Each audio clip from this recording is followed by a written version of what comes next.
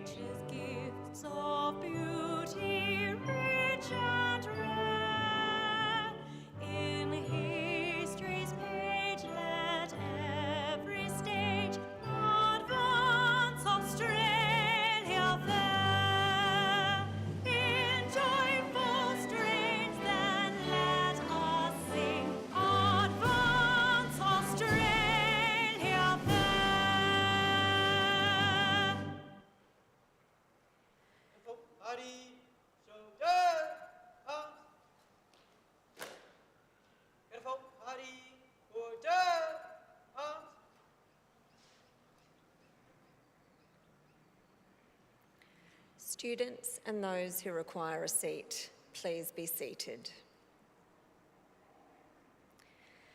The Australian War Memorial was the vision of Charles Byrne, Australia's First World War historian. Byrne landed with the Australian troops on Gallipoli and stayed with them at the front through to the end of the war. The idea of this national memorial and museum came to him at Pozières, France, in the depths of the bloody fighting of 1916.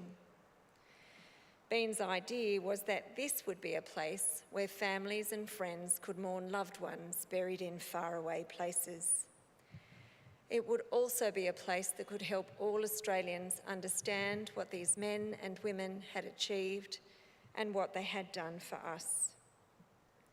Byrne's vision, to which we remain true, is best expressed as inscribed in the entrance to the memorial's galleries. Here is their spirit in the heart of the land they loved, and here we guard the record which they themselves made. Tonight, we will read the story behind just one of those on the Roll of Honour, which lists the names of more than 103,000 men and women who have given their lives for us in war and on operations for more than a century. But first, we present a lament, Flowers of the Forest. Wreaths or floral tributes will now be laid at the base of the pool of reflection.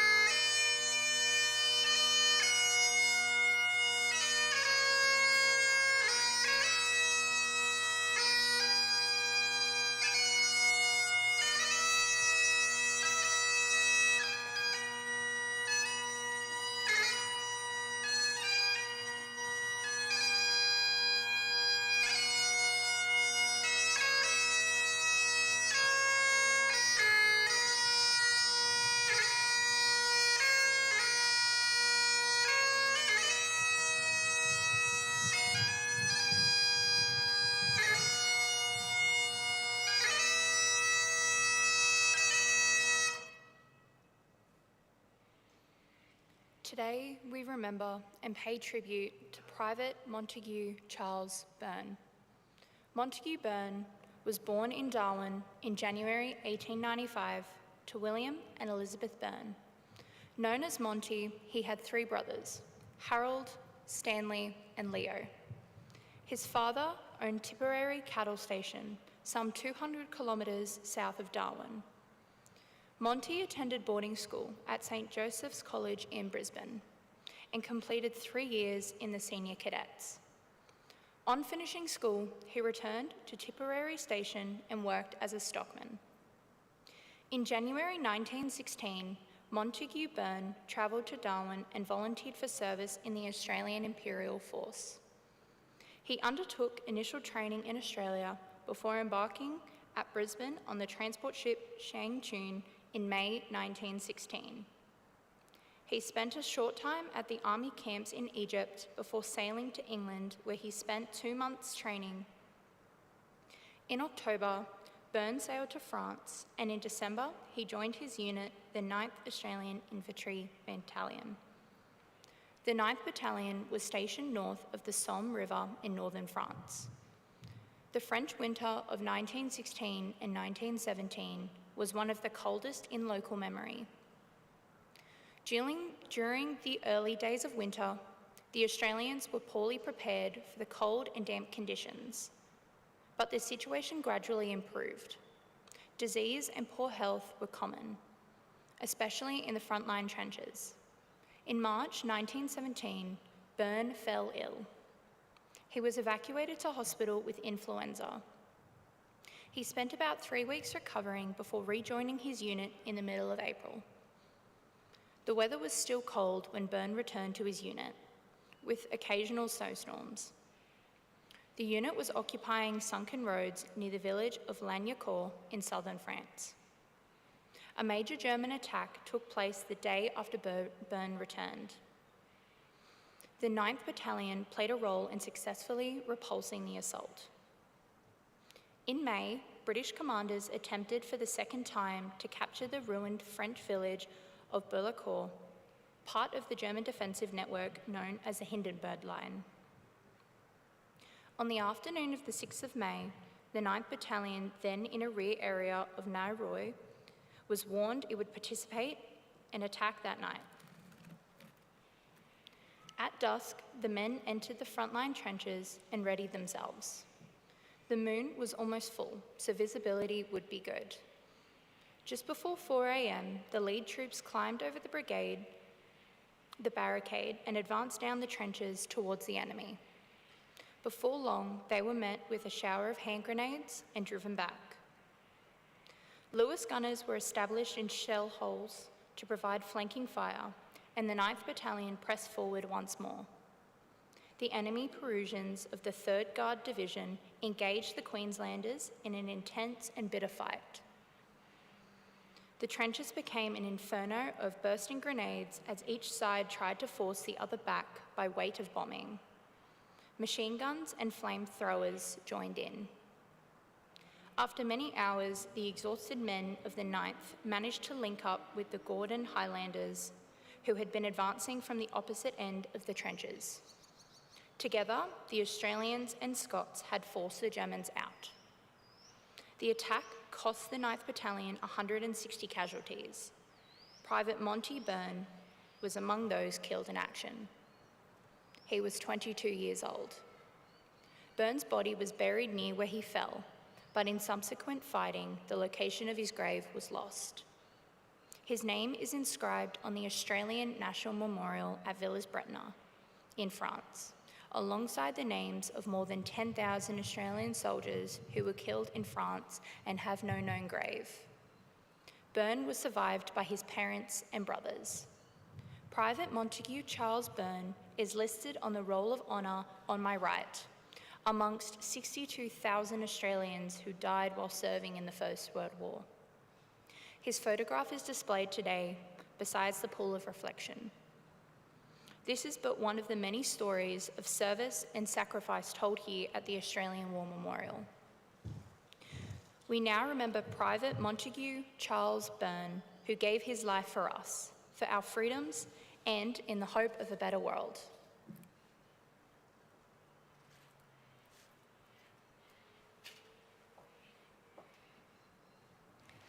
Please stand for the reading of the ode and the sounding of the last post.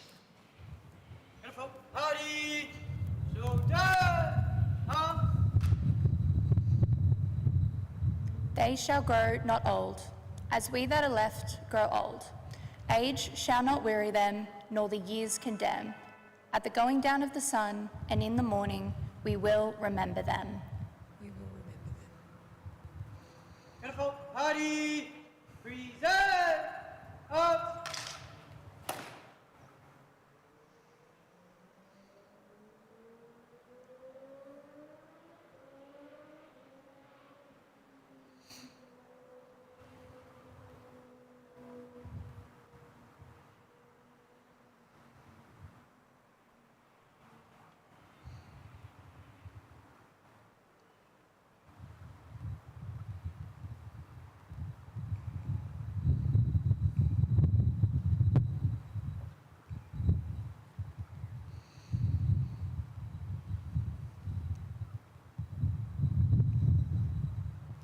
Lest we forget.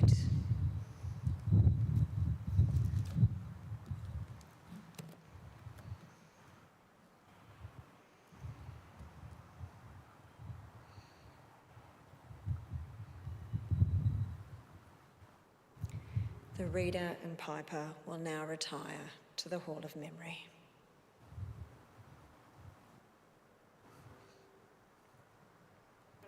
Party, shoulder, up.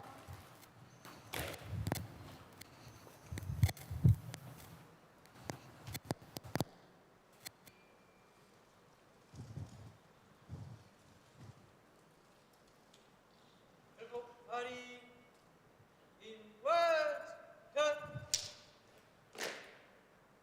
Beautiful party, quick, up.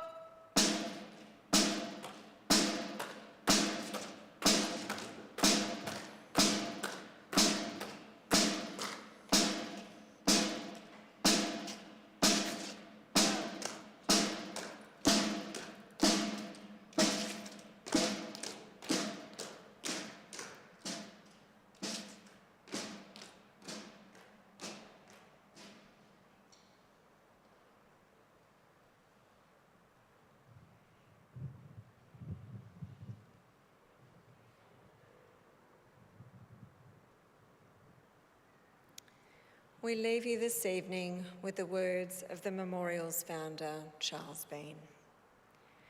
Many a man lying out there at Pozières or in the low scrub at Gallipoli, with his poor, tired senses barely working through the fever of his brain, has thought in his last moments, well, it's over. But in Australia, they will be proud of this. Ladies and gentlemen, girls and boys, that concludes the last post ceremony. On behalf of our director, staff and volunteers, thank you for visiting the Australian War Memorial today and for your continued support during the memorial's development project. We wish you all a very pleasant evening. Thank you.